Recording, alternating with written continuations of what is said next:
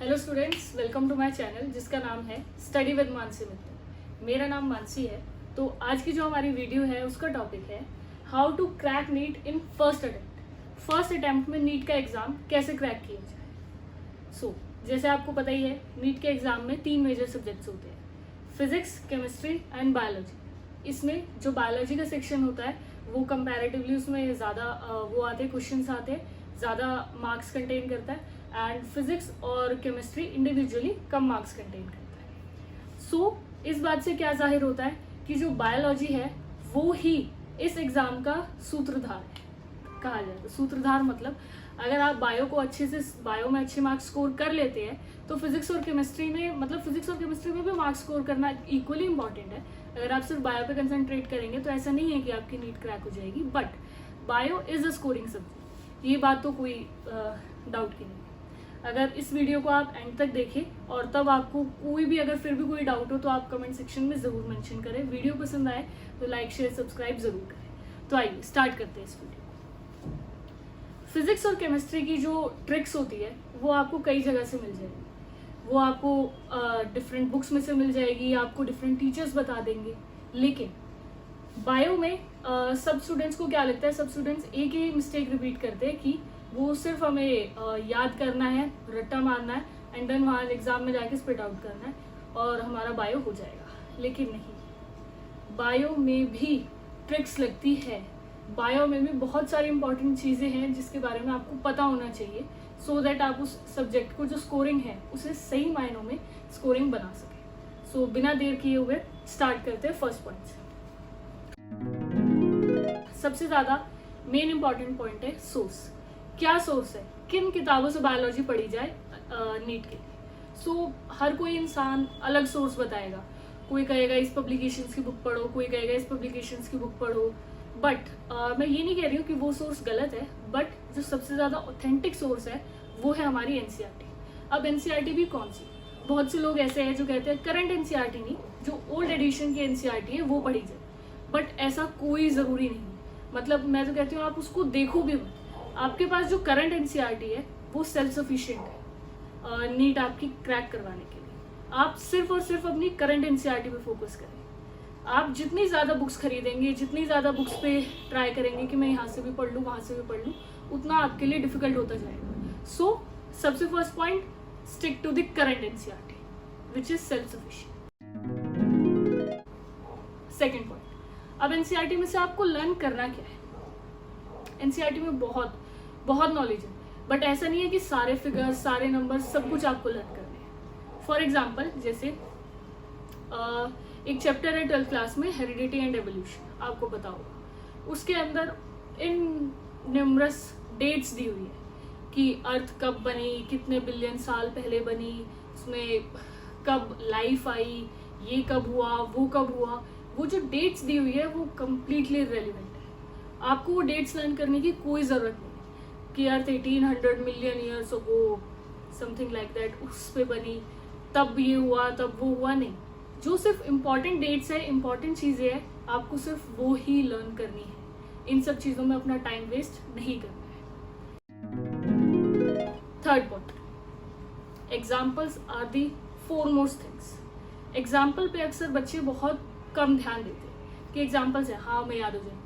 4 examples दिए हुए, subjectively इंसान ने 2 एग्जाम्पल्स लर्न कर लिए, बट नहीं, विश्वास मानो जो 2 एग्जाम्पल्स आपने छोड़े हैं उन्हीं में से क्वेश्चंस आएंगे। तो अब इस बात का सोल्यूशन क्या है। इस बात का सोल्यूशन ये है कि आपको क्या करना है, एक सेपरेट एग्जाम्पल्स के लिए एक शीट लेनी, एक सेपरेट लिस्ट बनाओ पूरे दोनों एनसीईआरटीज की, मतलब 11th class and 12th class, दोनों एनसीईआरटी के। जब भी आप जो चैप्टर पढ़ो उसमें आपको जो भी एग्जाम्पल्स दिखे वो एग्जाम्पल्स आप उस शीट पे नोट डाउन करो, so that at the end of आपका जब सारा कोर्स कंप्लीट हो जाएगा 11th और 12th की एनसीईआरटी का, आपके पास मुश्किल से 2 पेजेस या 3 पेजेस होंगे जिसमें सारे एग्जाम्पल्स सीरीज में रखे हुए होंगे। तो आपको वहाँ से लर्न करना आसान रहेगा और वो सही तरीका है। आप पेपर्स के समय जाते हुए अगर आपको ठीक लगे तो आप उसको एक बार ही रिवाइज भी कर सकते। तो एग्जाम्पल्स अपने स्कैटर मत करो, एग्जाम्पल्स एक जगह ही।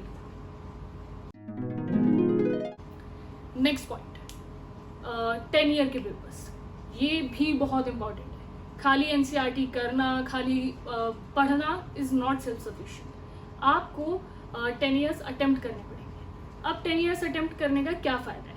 10 ईयर्स अटेम्प्ट करने का ये फ़ायदा है कि पहली बात आपको पता चलता है कि क्वेश्चन का क्या पैटर्न रहेगा। आपको थोड़ी सी फील आती है कि हाँ मैं एग्ज़ाम देने जाऊँगा, मैं कैसे लिखूँगा, कैसे करूँगा। तो ये थोड़ा सा आपको एक ऑरा मिलता है एग्ज़ाम देने जाने का। लेकिन जो इसमें सबसे ज़्यादा इंपॉर्टेंट बात है वो आपको 10 ईयर्स से क्या निकालना है, आपको 10 ईयर्स से नोट्स बनाने हैं। अब ये बात आपको कोई नहीं बताने वाला है कि 10 ईयर्स से नोट्स कैसे बनाने हैं। सो मैं बताती हूँ आपको। जैसे मैंने आपको फर्स्ट पॉइंट बोला था कि stick to the current NCERT, वो ही ऑथेंटिक सोर्स है। लेकिन हमारे पास सोर्सेज और भी अलग है, बट जो मेजॉरिटी पार्ट है बायोलॉजी का वो करंट एनसीईआरटी में से ही आएगा। अब जो कुछ बचे हुए क्वेश्चंस हैं, अब जो बोर्ड इस नीट का एग्जाम सेट करता है वो भी इसी हिसाब से सेट करता है कि 80% क्वेश्चंस काफ़ी बच्चे अटेम्प्ट कर सके, 10% क्वेश्चंस जो थोड़े अबव एवरेज है वो अटेम्प्ट कर सके, एंड अगेन आगे 10% क्वेश्चंस जो बहुत ज़्यादा ब्रिलियंट स्टूडेंट्स हैं वो अटेम्प्ट कर सके। सो ऐसा कुछ नहीं होता, सब लोग स्टूडेंट्स ब्रिलियंट ही होते हैं। प्लीज़ इसको अपने सेल्फ कॉन्फिडेंस डाउन मत कीजिएगा इस बात से कि आप सारे क्वेश्चन अटेम्प्ट नहीं कर सकते। मतलब ये क्वेश्चन का डिफिकल्टी लेवल होता है, ठीक है। तो जो वो लास्ट के 20% होते हैं जो कि बोर्ड अलग तरीके से सेट करता है, वो कहाँ से सेट करता है? वो डिफरेंट सोर्सेज से सेट करता है। अब आपको सोर्सेज पढ़ने की ज़रूरत नहीं है, इतने सोर्सेज हैं, हम कहाँ से पढ़ेंगे। अब आपको 10 ईयर पढ़ना है, आपको क्वेश्चंस देखने हैं। जो क्वेश्चन आपका एनसीईआरटी का है ठीक है, जो भी क्वेश्चन आपको ऐसा लगे कि इसका आंसर या इसके बारे में कोई भी चीज़ एनसीईआरटी में नहीं गिवन है, कहीं एनसीईआरटी में टच नहीं हुआ ये वाला टॉपिक और ये कहीं बाहर से, आप उसको एक सेपरेट जगह लिखो। आप एक सेपरेट पेज बनाओ, जो जो क्वेश्चंस आपको लगता रहे कि ये क्वेश्चन तो भाई एनसीईआरटी से नहीं है, पहले आप रीचेक जरूर कर लेना, बट जो क्वेश्चन एनसीईआरटी से नहीं है उसकी एक सेपरेट लिस्ट बनाओ। तो ऐसे ही at the end of the year आपके पास मुश्किल से 2 या 3 पेजेस होंगे जब जो जिसमें questions out of the NCERT. तो फिर आपका फाइनल सोर्स क्या हो जाएगा? आपको अपनी करंट एनसीईआरटी पढ़नी है एज वेल एज आपको वो पेज पढ़ना है। सो आपका ना कोई मेस क्रिएट हुआ और आपका पूरा कोर्स भी कंप्लीट हो गया। अगर आप ये 2 सोर्सेस कंप्लीटली अच्छे से पढ़ लेते हो तो आपको कोई नहीं रोक सकता नीट फर्स्ट अटेम्प्ट में क्रैक करने के लिए। लेकिन ऐसा ज़रूरी नहीं है कि आप नीट को फर्स्ट अटेम्प्ट में ही क्रैक करें, आप उसे सेकंड में करें, थर्ड में करें, आप जितने अटेम्प्ट्स देना चाहते हैं आप उतने अटेम्प्ट्स दें। याद रखिएगा, success is a subjective thing, not an objective thing. MCQ नहीं है जिसमें 4 में से एक ही आंसर वो ही सक्सेस नहीं। आप जितना टाइम देना चाहते हैं, आप जितना वो करना चाहते हैं, बस कोशिश करते रहिए, हार्ड वर्क करते रहिए। सो अगर आपको वीडियो पसंद आई हो, लाइक शेयर सब्सक्राइब करें एंड या स्टे हाइड्रेटेड। Thank you.